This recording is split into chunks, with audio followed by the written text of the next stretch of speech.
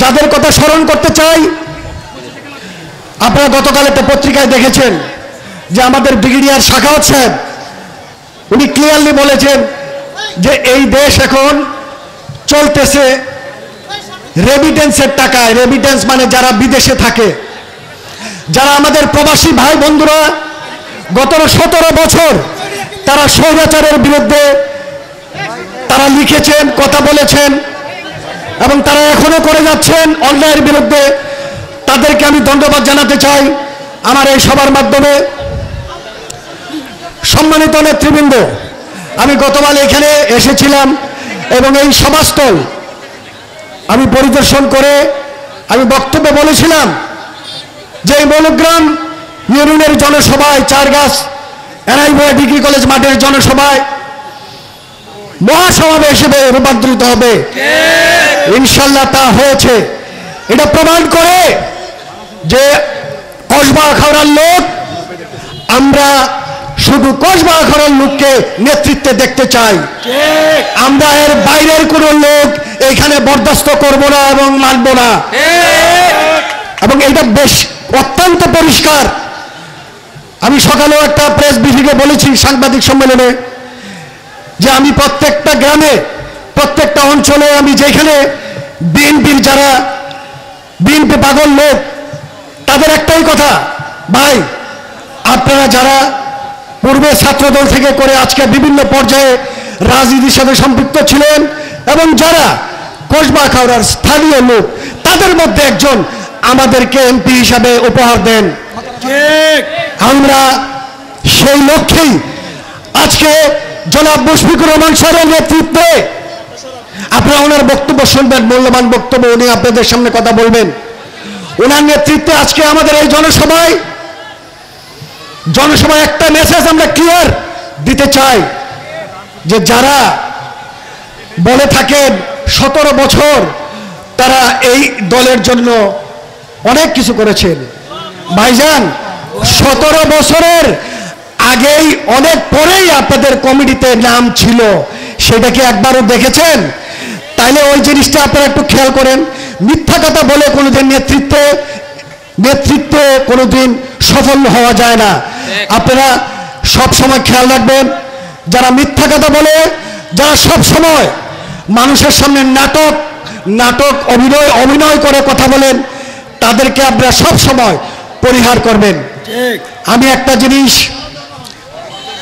আজকে এখানে যারা আমরা 6 জন, ইলিয়াস ভাই বলেছেন 6 জন প্রার্থী, আমরা কিন্তু একটা জায়গায় একমত যে আমরা 6 জনের মধ্যে যাকে দল মনোনয়ন দেবে তার পক্ষে ইনশাল্লাহ আমরা সবাই এক হয়ে জানে মালে কাজ করব। এবং আমরা মনে করি এই 6 জনই যোগ্য এমপি হওয়ার। এখন দল যাকে বেশি যোগ্য, একটু যোগ্য মনে করবে, আমরা তার পক্ষে কাজ করব।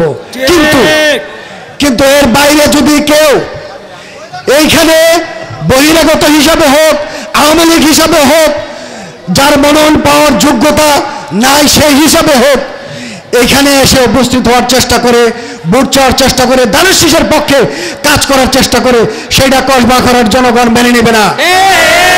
আপনারা কি বলেন? আসলে এখনকার জনগণ, মানুষ ভাষণ এবং শোষণ কোনোটাই পছন্দ করে না।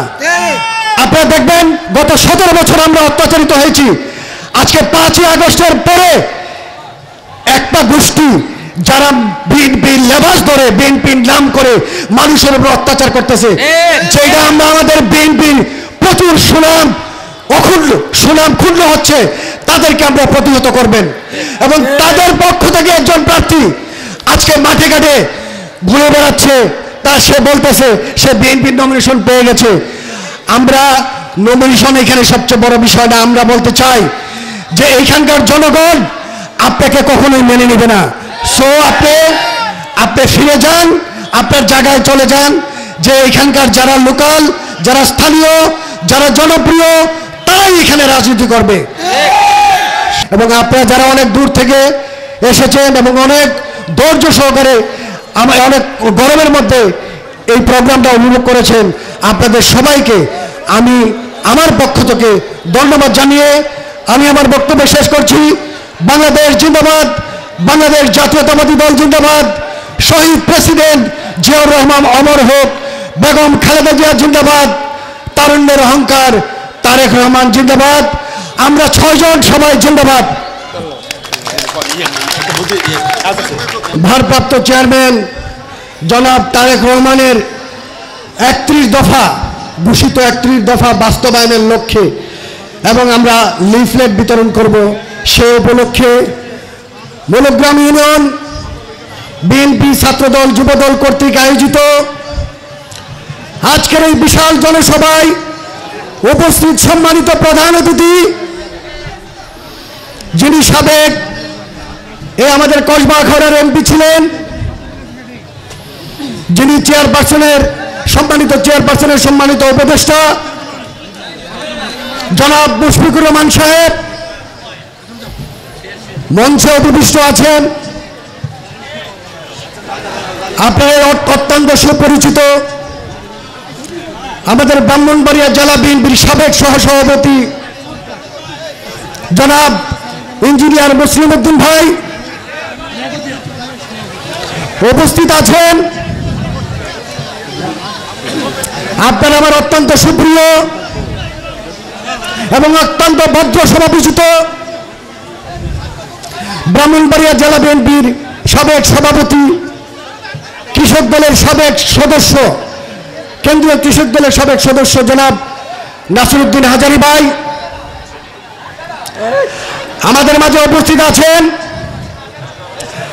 আমাদের এই কসবার বলিষ্ঠ কণ্ঠস্বর, যিনি সবসময় অন্যায়ের বিরুদ্ধে কথা বলেন, আমাদের অত্যন্ত প্রিয় সাবেক কসবার মেয়র, বর্তমানে উনি ব্রাহ্মণবাড়িয়া জেলা বিএনপির সহসভাপতি জনাব ইলিয়াস ভাই আরো উপস্থিত আছেন।